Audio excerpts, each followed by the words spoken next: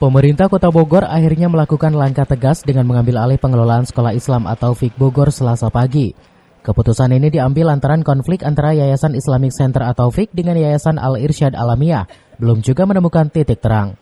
Sementara untuk kelangsungan prosesi belajar mengajar, Wali Kota Bima Arya memerintahkan Dinas Pendidikan Kota Bogor agar menunjuk kepala sekolah SD dan SMP di sekolah tersebut hingga 6 bulan ke depan. Selain itu, Pemkot juga memutuskan untuk menghentikan penerimaan murid baru di sekolah At-Taufik selama perseteruan kedua pihak masih berlanjut. Dua hal, pertama kepala sekolah bertugasnya cuma satu, tugasnya adalah untuk memastikan KBM berjalan dengan baik dan suasana SD SMP positif dan kondusif. Kemudian yang kedua, tidak ada PPDB, tidak ada penerimaan siswa baru, karena tidak mungkin berjalan apabila situasinya belum pasti. Sampai kapan kebijakan pelarangan PPDB ini? Sampai kemudian ada proses kepastian, baik dalam hal hukum maupun kesepakatan dari kedua belah pihak.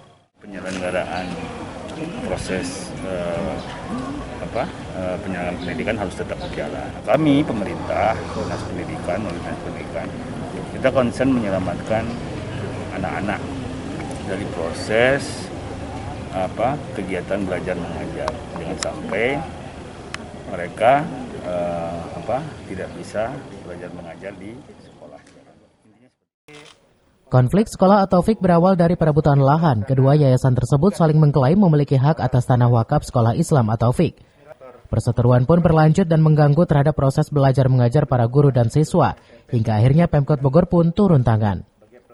Dari Kota Bogor, Herman Bons melaporkan.